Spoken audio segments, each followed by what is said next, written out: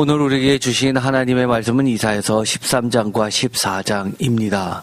우리가 13장과 14장은 중요해서 여러 차례 했습니다. 그 중에서 일부분을 다시 한번 보도록 하겠습니다. 제목을 다 함께 읽어보겠습니다. 포로에서 하나님의 땅으로 돌아온 성도에게 주께서 주신 사로잡고 주관하는 축복. 아멘. 오늘의 말씀 13장과 14장 가운데 이런 말이 나오게 됩니다. 14장 1절입니다. 여호와께서 야곱을 긍휼히 여기시며 이스라엘을 다시 택하여 그들의 땅에 두시리니 나그네 된 자가 야곱 족속과 연합하여 그들에게 예속될 것이며. 2절 민족들이 그들을 데리고 그들의 본토에 돌아오리니 이스라엘 족속이 여호와의 땅에서 그들을 얻어 노비로 삼겠고 전에 자기를 사로잡던 자들을 사로잡고 자기를 압제하던 자들을 주관하리라. 이 말씀을 읽어보면 어떠신가요? 1절과 2절 상반절을 보면 우리가 그동안 이사야서에서 많이 했던 남은 자 사상이 결국 하나님께서 그들을 이끄셔서 이 땅에, 하나님의 땅에 다시 심으시는 모습을 보게 됩니다. 그렇습니다. 여기까지는 우리가 익히 잘 알고 있죠. 그런데 2절 하반절에 보면 좀 이상한 말씀이 들어가 있습니다. 본토에서 돌아와서 이스라엘 족속이 어떻게 되냐면 여호와의 땅에서 그들을 얻어 노비로 삼겠고 전에 자기를 사로잡던 자들을 사로잡고 자기를 압제하던 자들을 주관하리라 라는 말씀이 들어가 있습니다. 표준세번역으로도 읽어보겠습니다. 여러 민족이 이스라엘 사람의 귀향을 도울 것이며 이스라엘 백성은 주께서 주신 땅에서 외국 사람을 남종과 여종으로 부릴 것이다. 이스라엘은 자기들을 사로잡았던 자들을 사로잡고 자기들을 억누르던 자들을 다스릴 것이다. 아멘. 여러분은 어떠신가요? 이 말씀을 읽어보면 야, 역시 하나님이야 라고 생각이 드십니까? 아니면 좀 이상한데? 이래서 구약은 별로고 역시 신약에 예수님이 하셨던 말씀이 진짜지 이렇게 생각하십니까? 사실 2절 하반절과 같은 말씀들이 나오면 오늘날의 개신교에서는 대부분의 교회에서 잘 설교를 안 합니다. 우리가 갖고 있었던 관념하고 많이 다르기 때문이죠. 그런데 이 말씀도 우리가 하나님의 말씀이라는 것을 반드시 기억할 필요가 있습니다. 이 읽었었던 이 말씀이 들어가 있었던 것은 크게 보면 이사야서 13장에서 27장까지 있었던 구조 가운데 있습니다. 핵심 부분은 우리가 전에도 했던 것처럼 바벨론의 멸망을 이야기한 21장 1절에서 17절까지의 이야기입니다. 그리고 이사야서 이 13장부터 27장까지 전체는 13장에서 우리가 읽었던 14장을 서두로 해서 13장에서 23장까지 계속되던 이런 심판의 이야기가 나오게 되는데, 예를 들어서 바벨론 심판에서부터 두로 심판까지 계속해서 이스라엘을 가운데 두고 위부터 아래까지 시계 방향으로 해서 그렇게 모두를 이야기합니다. 그런데 이 심판위원회 종결부라고 할 수 있는 것이, 결론부라고 할 수 있는 것이 바로 24장에서 27장까지입니다. 그리고 나서 27장까지가 끝나고 나면 28장부터 33장까지는 뭐에 대한 이야기가 나오냐면, 이 23장부터 27장까지가 열국 심판을 예언했다면 34장부터 35장까지가 하나님 백성에 대한 심판 예언이 나와 있는 28장에서 33장의 종결부로서 34장부터 35장을 기록하고 있습니다. 그래서 이 13장에서 23장까지의 종결부가 24장에서 27장인 것처럼 28장에서 33장의 종결부가 34장에서 35장까지 구성되어 있는 그런 비슷한 구조로 되어 있습니다. 그런데 오늘 읽었던 이 13장부터 14장까지는 중요한 바벨론에 대한 심판이 들어가 있죠. 이것이 핵심입니다. 한마디로 이야기하면 이 14장에 있는 이 바벨론 애가라는 것은 한마디로 조롱이죠. 세상에서 제일 세다고 하는 자, 스스로 여주인이라고 하는 자, 스스로 나뿐이 없다 하나님을 대신한 자들에 대한 조롱이 나오게 됩니다. 노래라는 것은 보통 히브리어로 마샬이라고 이야기합니다. 그래서 이 마샬이라는 것이 이제는 영어에서도 그냥 마샬이라고 그대로 음력을 하면서 마샬을 어떤 단순히 우리가 얘기하는 싱의 개념이 아니라 함축적으로 곡절을 띄우고선 어떤 강력한 교훈을 주는, 그리고 어떤 금언과 같은 이야기들을 나타내는 지혜의 노래 같은 걸로 많이 이야기를 합니다. 그러나 사실 이 히브리 성서에서는 마샬은 노래를 이야기합니다. 여기서는 바벨론 애가 슬픈 노래죠. 조롱의 노래입니다. 그런데 아까 읽었었던 말씀, 아까 서두에서도 이야기했던 것처럼 우리가 하나님의 말씀을 오해해서 예수님의 말씀을 하나님의 명령으로 받아들이는 특히 기독교인들은 구약을 많이 오해합니다. 특별히 가장 대표적인 게 탈리오 법칙이라는 것이 있습니다. 눈에는 눈, 이에는 이라는 형별 규정이죠. 무엇이 그렇게 우리를 불편하게 할까요? 예수님이 뭐라고 이야기했죠? 예수님이 보복하라고 했냐요? 7번씩 70번이라도 용서하라 라고 이야기하다 보니까 이런 구절들은 오늘날의 설교에서 대부분 다 빼버립니다. 그런데 이 눈에는 눈이라는 이 탈리오 법칙이라는 형별 규정은 사실 인류에서 가장 오래된 법 정의입니다. 가장 우리가 대표적으로 알고 있는 게 뭘까요? 오늘날 현대사회의 법의 최초라고 불리는 함무라비 법전, 거기에 들어가 있는 겁니다. 그리고 이 탈리오 법칙, 눈에는 눈, 이에는 이가 지금도 실정법으로 적용되는 국가들이 있죠. 대부분의 이슬람의 극우 세력들은, 근본주의자들은 지금도 탈리오 법칙을 그대로 적용해서 그대로 적용합니다. 그래서 예를 들어서 도둑질한 자들 아니면 살인을 한 자는 상대방을 죽여도 될 정도로 그렇게 합니다. 그래서 요즘에는 많은 현대사회에서는 비판을 합니다. 법으로 심판하라 라고 해서 민주주의 국가에서는 이 탈리오 법칙을 적용하지 않고 다른 걸로 대신하죠. 눈을 다치게 했다고 눈을 빼버리나요? 그렇지 않습니다. 여러 가지 형별 규정을 두고 합니다. 그러다 보니까 불만이 뭔가요? 가장 억울한, 인생이 망가진 힘없는 여성들의 입장에서는 이것처럼 억울한 게 없습니다. 예를 들어서 간음, 그 다음에 강간, 이런 성범죄에 대해서는 지금도 강력하게 탈리오 법칙을 주장합니다. 인생이 망가졌는데 단순히 몇 개월 또는 돈으로 해결한다고 인생이 회복됩니까? 결국 그 결과를 보고 부모도 자식도 스스로 목숨을 끊는 경우가 뉴스에서 늘 나오면서 이것에 대해서 법 개정을 해야 된다고, 더 강력한 처벌을 해야 된다고 이야기를 많이 합니다. 뭐가 옳을까요? 어떻게 하면 좋을까요? 예수님처럼 그저 용서하는 게 신앙인의 자세일까요? 이런 것들이 참 어렵습니다. 사실 신명기 19장에는 하나님은 이렇게 이야기합니다. 21절, 내 눈이 이를 긍휼히 여기지 말라. 생명에는 생명으로, 눈에는 눈으로, 이에는 이로, 손에는 손으로, 발에는 발로이니라. 발로 갚아라. 눈으로 갚아라.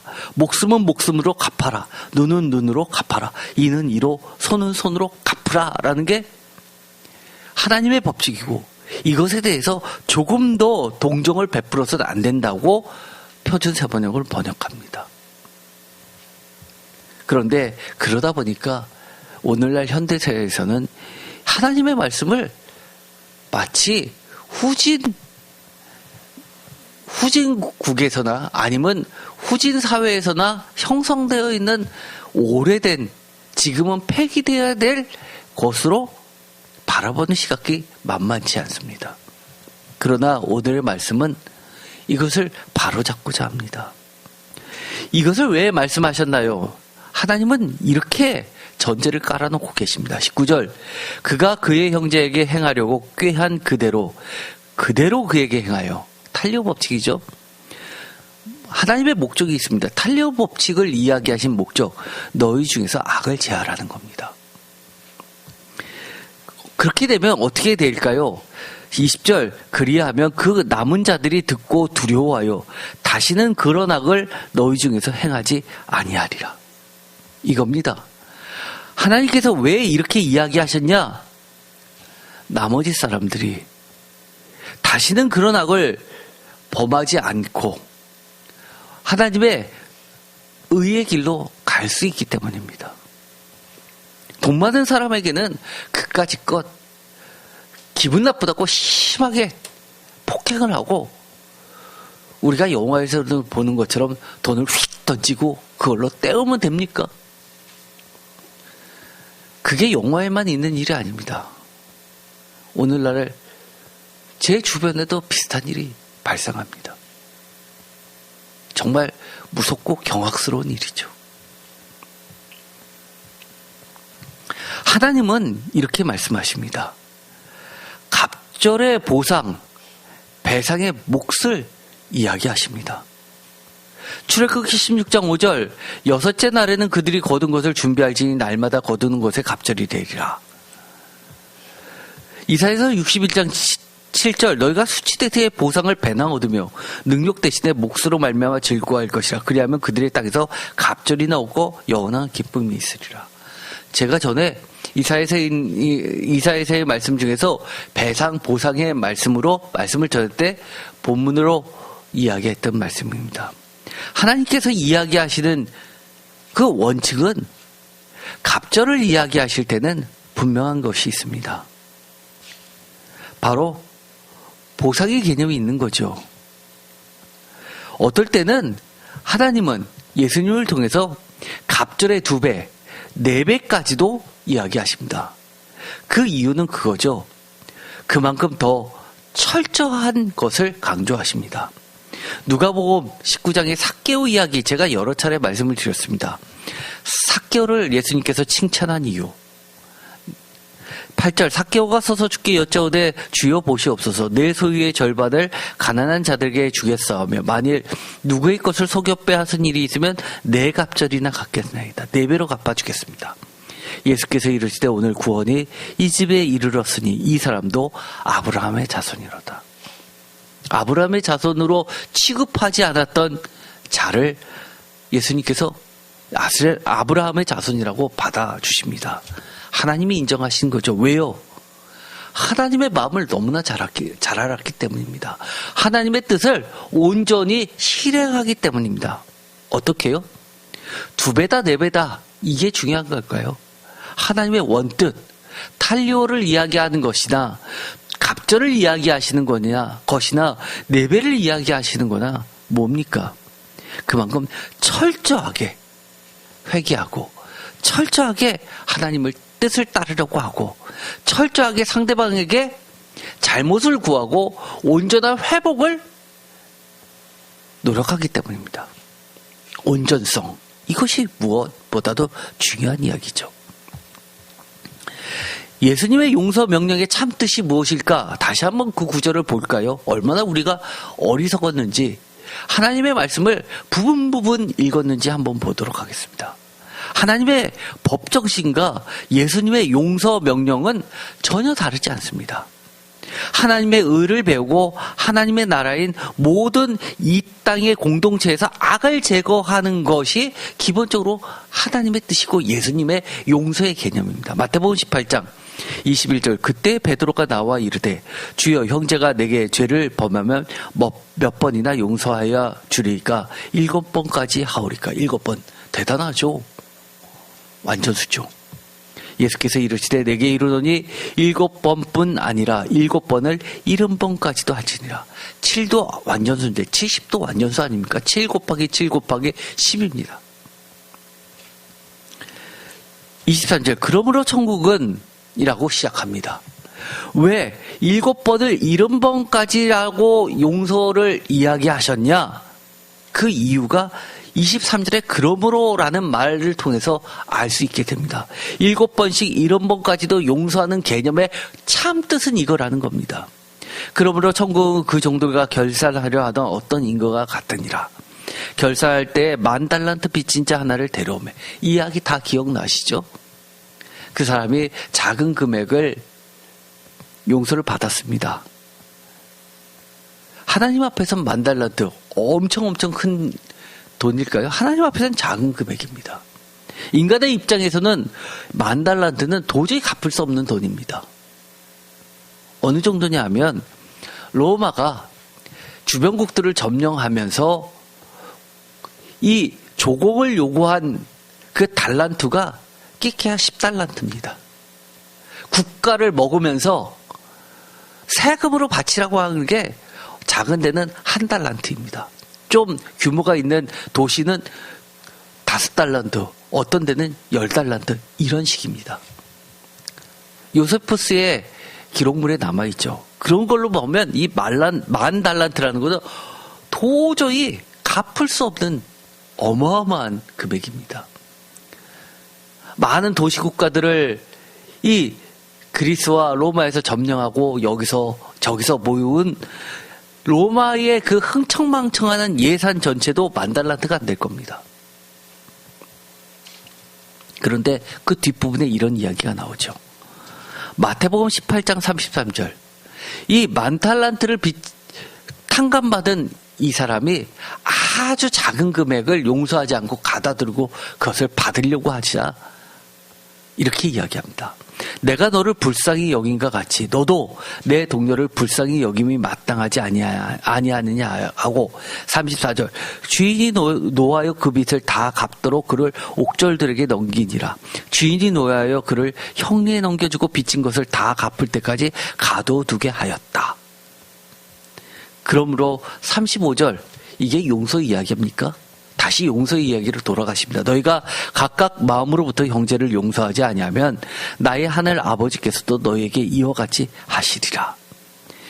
이러다 보니까 많은 부분이 그렇게 우리가 하나님 앞에 빚진 게 얼마나 많은데 죄를 탕감받은 것처럼 이웃을 용서해야 한다라고 합니다.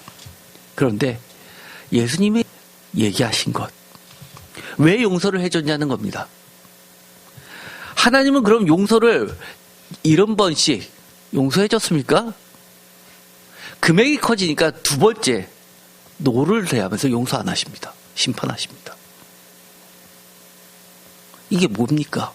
하나님은 예외입니까? 하나님은 뭐 우리들한테만 너는 그렇게 해 라고 하고 우리들은 안 하면 하나님은 한 방에 처리해버리는 그런 폭군입니까? 그거 아니죠.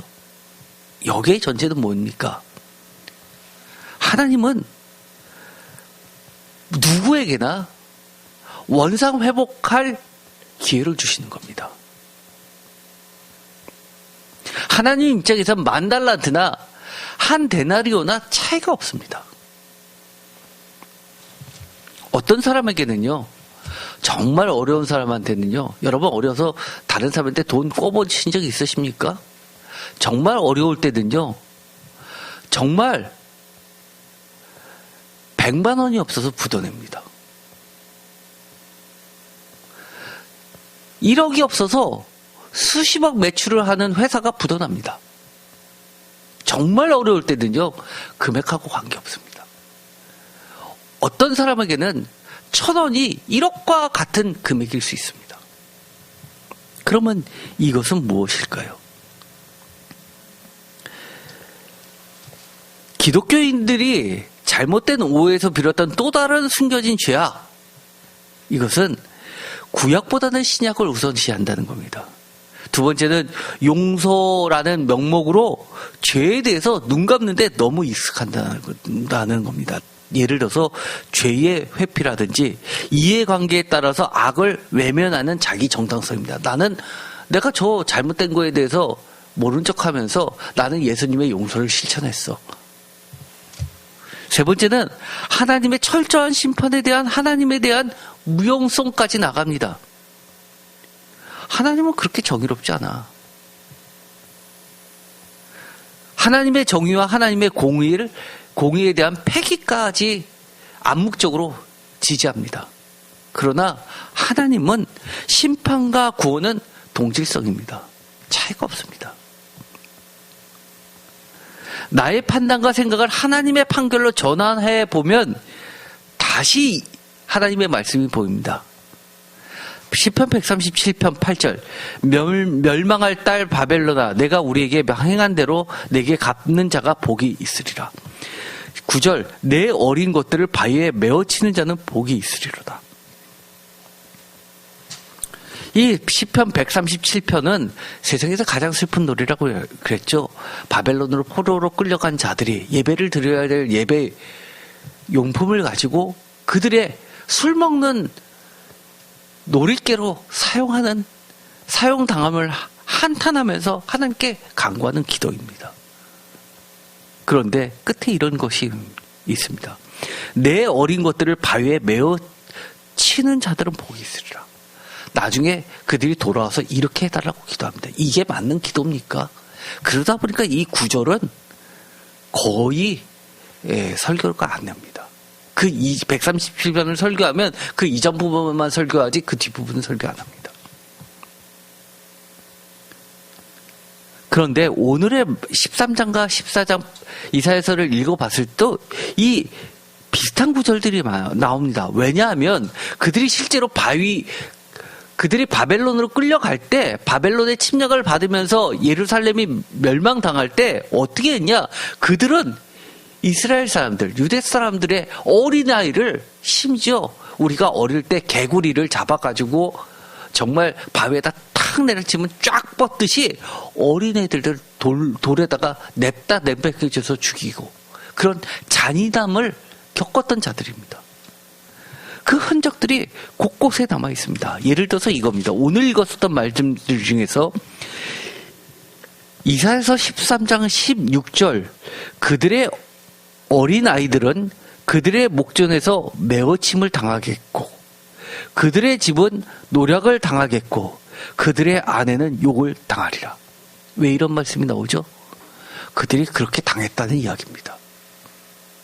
그들이 당했다는 얘기입니다. 또 18절 메뎃 사람이 활로 청년을 쏘아 죽이며 태의 열매를 긍휼히 여기지 아니하며 아이를 애석하게 보지 아니하리라. 우리가 치를 떠는 게 뭡니까? 일제시대 때 그리고 6.25 때 일본 놈들과 또 공산당들이 임신부들을 그 자리에서 배를 갈랐다는 이야기 증언들이 많이 나오지 않습니까? 그뿐만이 아닙니다. 이사야서 14장 21절 너희는 그들의 조상들의 죄악으로 말미암아 그의 자손 도륙하기를 준비하여 그들이 일어나 땅을 차지하여 성읍들로 세상을 가득하게 하지 못하게 하라. 심지어 그 뒤에 22절에서는 이렇게 이야기합니다. 만군의 여호와께서 말씀하시되 내가 일어나 그들을 쳐서 이른가 남은 자의 아들과 후손을 바벨론에서 끊으리라. 나 여호와의 말이다. 즉 남은 자들조차도 없애신다는 이야기입니다. 남은 자도 완전히 사라지는 거. 14장 1절 오늘의 본문이었죠. 거기에 보면 분명히 남은 자들을 나그네된 자라고 표현하면서 그들을 다시 택해서 이스라엘을 돌아오게 긍휼을 베푸신다고 이야기하시는데 표준세번역을 한번 읽어보겠습니다. 주님께서 야곱을 불쌍하게 여기셔서 이스라엘을 다시 한번 선택하시고 그들을 고향 땅에서 살게 하실 것이다. 그때 외국 사람들도 그들에게 와서 야곱의 결례와 함께 살 것이다. 어떻게 해요? 다시 한번 선택하셔서 기회를 주셔서 그들을 살게 하신다. 남은 자 사상이 들어가 있습니다.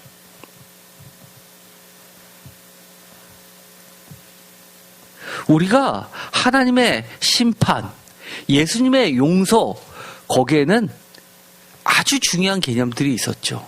뭐였죠? 회복의 의미가 들어가 있었습니다. 또 악을 제거하고 하나님의 의를 배우라는 겁니다. 예수님께서 이 용서를 이야기하시는 것, 이 신약학자 중에서 굉장히 유명한 학자가 있습니다. 책 한 권으로 전 세계에 강타해가지고 거의 대부분이 신학교에서 교재로 쓰는 것이 있죠. 그 책에 보면 이렇게 이 부분을 설명하고 있습니다.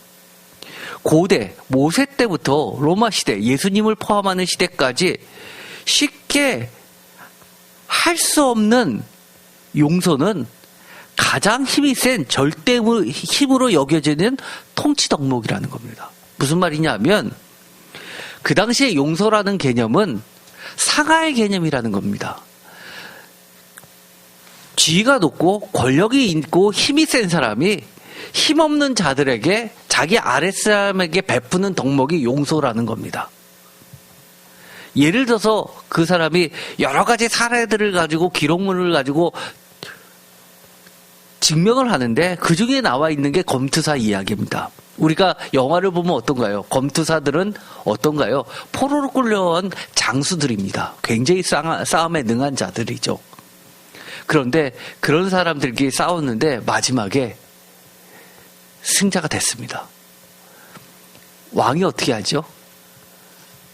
딱 손가락을 거꾸로 해서 이럽니다. 그러면 사람들이, 관중들이 소리를 지르면서 폐하를 외치면서 살려달라고, 구원해달라고 하면 웃으면서 싹 이럽니다.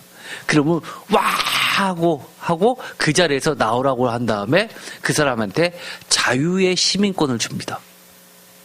또는 그런 사람들은 더 이상 검투사가 아니라 검투사를 훈련시키는 자유인으로 삼습니다. 그런 거 영화에서 보셨죠? 실제로 로마 시대에 그랬다는 겁니다. 절대 권력이 누구나 다 저 사람은 죽을 수밖에 없어 하는데 그것을 뒤집어서 나 혼자서 저 사람을 살릴 수 있는 권한, 이것이 용서라는 덕목이라는 겁니다. 이 학자는 이것뿐만 아니라 예수님이 하셨던 여러 가지를 그때의 사회상을 통해 가지고 많은 걸 증명합니다. 그런데 이 단순히 용서의 개념이 왜 예수님의 명령 가운데 70번씩 7번이라도 용서해라라는 말씀이 왜 힘이 있었냐 하면 그 당시에 상하관계에 있었던 용서의 개념을 수평 개념으로 바꿔놓으신 분이 예수님이라는 겁니다. 그 당시에 문헌들을 보면 이 수평관계에서의 용서에 대한 개념이 들어가 있는 문헌들이 발견되지 않았습니다. 그런데 예수님이 어떻게 하셨죠? 하나님이 너희들을 용서해 주는 것, 이것은 너희들끼리, 수평관계에 있는 여러분들끼리, 공동체끼리 용서를 통해서 수직의 용서 개념을 발휘할 수 있는 권한을 수평적으로 허락해 주셨다는 겁니다. 그걸 보고 하나님께서 다시 용서를 해 준다고 이야기합니다. 이것은 그 당시에 우리의 개념으로는 누구나 다 용서할 수 있지, 평등 사회가 어느 정도 구성되어 있기 때문에 이것이 마치 당연한 것처럼 여기지만 예수님이 살던 시대에서는 이 개념 자체가 굉장히 일반적이지 않은 희귀한 것이라는 겁니다. 그래서 예수님은 평등 사회를 지향하면서 하나님의 권한을 형제들에게 나눠준 인물이라고 평가를 하고 있습니다. 어떠신가요? 이 정도 되면 우리가 생각하는 것 이상 아닙니까? 예수님께서 왜 용서란 개념을 이야기하셨냐? 그리고 용서해라라고 하면서 마지막에 용서를 접고 그 악한 자를 가두었느냐라고 했을 때 앞뒤 말이 맞는 것이 아니라 용서를 해줌으로써 하나님의 의를 배우라고 했는데도 불구하고 의를 배우지 못했다는 겁니다.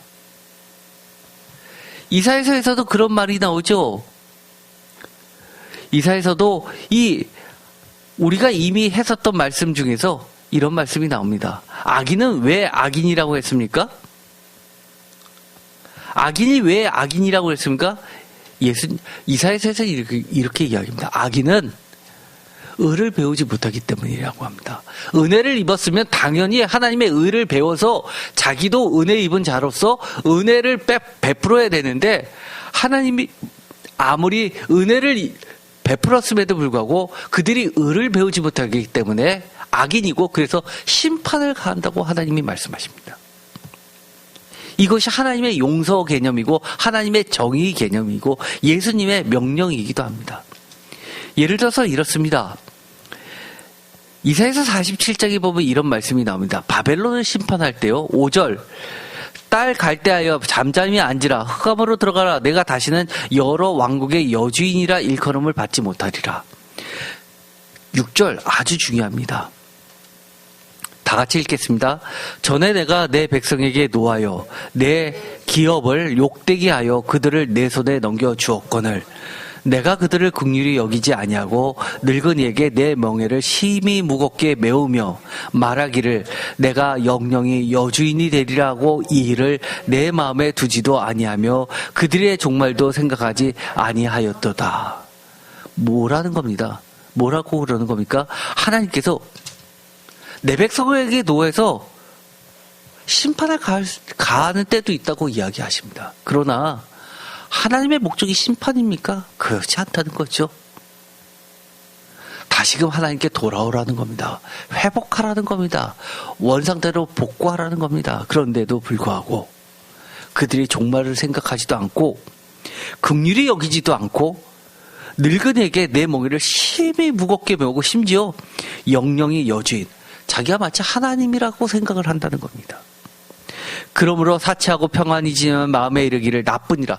하나님이라는 이야기 아닙니까? 나 외에 다른 이가 없다. 하나님의 이름을 빙자해서 이야기합니다. 나는 과부로 지내지도 아니며 자녀를 잃어버리는 일도 모르리라 하는 자여 너는 이제 들을지어다.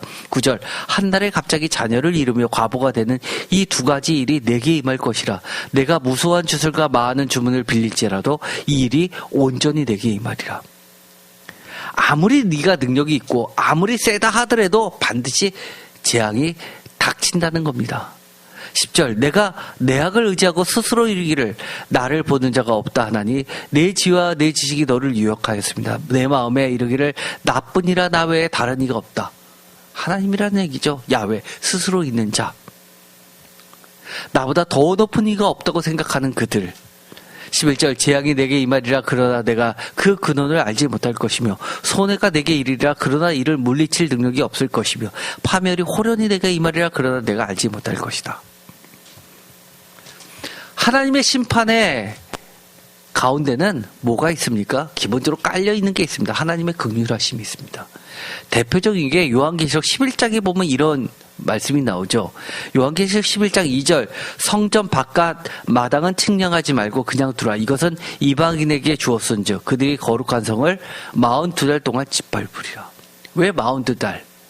42주를 이야기했을까요? 제가 이거 요한계시록 할 때도 말씀드렸습니다. 42주는 3년 반을 이야기합니다. 이것은 7년의 절반을 이야기합니다. 하나님께서 마음만 먹으면 그들의 죄를 생각하면 온전한 심판 7년 동안의 심판을 가하셔야 되는데도 불구하고 하나님이 그렇게 했다가는 내 백성이 그것을 견딜 수가 없으니까 절반으로 줄여주셨다는 겁니다. 왜요? 왜 절반으로 줄였습니까? 회복을 시켜야 되는데 그것마저도 남은 자마다도 없어질까 봐. 온전한 회복의 기회마저 상실됨을 원치 않으시는 하나님입니다. 곳곳에 나와 있죠. 이사야서 10장 21절 남은 자 곧 야곱의 남은 자가 능하신 하나님께로 돌아올 것이다. 왜 남겨두십니까? 왜 긍휼을 베푸십니까? 왜 용서하십니까? 하나님께 돌아오라고. 이사야서 10장 22절 이스라엘이여 내 백성이 바다의 모래 같을지라도 남은 자만 돌아오리. 그 뒤에 말 아주 독특한 이상한 말이 있습니다. 넘치는 공의로 파멸이 작정되었습니다. 심판하다, 파멸이다, 너를 때리겠다 라고 얘기하는데 넘치는 공의라고 이야기합니다. 안 맞는 말이잖아요. 앞뒤가 안 맞잖아요. 그런데 넘치는 공의로 파멸이 작정되었다고 이야기합니다. 무슨 말입니까? 하나님의 은혜의 물질기는 계속 흐른다는 이야기입니다. 남은 자를 통해서. 이사야서 11장 16절 그의 남아있는 백성 곧 아수르에서 남은 자들을 위하여 큰 길이 있게 하시되 이스라엘이 애굽 땅에서 나오던 날과 어떻게 하신다고요? 같게 하시리니. 하나님은 심판을 하시거나 구원을 하실 때 온전한 회복을 염두에 두십니다. 우리에게 왜 용서를 말씀하십니까? 우리도 그렇고 상대방도 그렇고 이제는 하나님의 정의로, 하나님의 공의로 돌아오라는 얘기입니다. 온전한 하나님의 평화로 돌아오라는 얘기입니다. 그런데도 불구하고 우리가 용서를 했는데 그것을 상대방이 악용하고 이용만 한다고 생각해 보십시오. 용서가 과연 도움이 됩니까? 이렇게 했더만 내가 전혀 처벌도 안 받으니까 이게 내 실력이야 생각해서 더 큰 악으로 다른 사람들에게 사기치고 폭력을 휘두르고 다니지 않을까요? 하나님이 그러라고, 예수님이 그러라고 용서를 이야기하십니까? 아까 10,000달란트 이야기 왜 하셨습니까? 하나님의 은혜를 배우라는 겁니다. 하나님의 체벌에는, 심판에는 반드시 구원이 전제가 되어 있고 하나님의 의가 전제되어 있습니다. 용서도 마찬가지입니다. 그래서 주님은 이렇게 이야기하시죠. 하나님은 이렇게 이야기하십니다. 죄를 심판하시지만 언제나 남은 자를 두십니다. 항상 우리를 불러주시는 겁니다. 때로는 우리가 자녀를 사랑해서 매를 듭니다. 왜요? 사랑하니까요. 나쁜 길로 가지 말라고요. 세상도 마찬가지입니다. 내가 보기에 저 사람은 교회 안 다니고 하나님 믿지 않으니까 하나님의 백성 아니라고요? 아니요, 그렇지 않습니다. 우리가 사는 모든 땅은 하나님의 땅이고 하나님의 공동체입니다. 우리의 목적은 뭡니까? 내가 이거 했어 가 아니라 그 계명의 본뜻이 무엇인지를 깨닫고 상대방이 진정한 하나님의 길로 가게 하는 방법이 무엇인지를 우리는 깊이 생각해야 됩니다. 때로는 심판이 그들에게 구원의 길이 될 수 있고요. 때로는 용서가 그들에게 구원의 길이 될 수 있고요. 은혜가 그들에게는 생명이 될 수도 있습니다.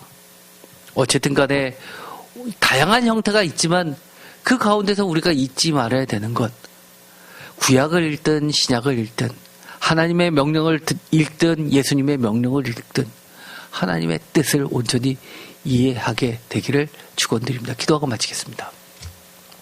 하나님은 우리를 끝까지 믿어주십니다. 그렇기 때문에 우리에게 바른 길을 가게끔 늘 은혜 주십니다. 은혜를 입어도 우리가 불완전하기 때문에 자꾸 넘어집니다. 그래도 하나님은 이해해 주시고 용서해 주십니다. 왜냐하면 우리 중심에 그나마 하나님께 가려는 그 진심이 있기 때문입니다. 그런데 만약 우리 마음속에 이것을 이용해서 하나님의 의와 하나님의 은혜를 망각하고 이렇게 했을 때도 별탈 없구나, 계속 이렇게 해도 되겠지라고 생각한다면 우리를 바른 길로 가게 하여 주옵소서. 하나님의 의를 배우게 하시고 성령님께서 뜨겁게 역사하여 주셔서 온전히 죄를 깨닫고 하나님 앞에 나아가게 하여 주옵소서. 우리의 가족도, 우리의 친구도, 우리의 회사도, 우리의 사업장도 마찬가지입니다. 우리를 둘러싼 모든 것이 하나님의 땅이고 하나님의 공동체입니다. 하나님을 믿는다 하든 하나님을 모른다고 하든 하나님을 욕하든 하나님의 참 뜻을 온전히 배울 수 있게 하여 주시옵소서. 이 땅에 하나님의 의와 정의와 공의와 공평과 하나님의 샬롬이 넘치게 하여 주시옵소서. 예수 그리스도의 이름으로 기도드립니다. 아멘.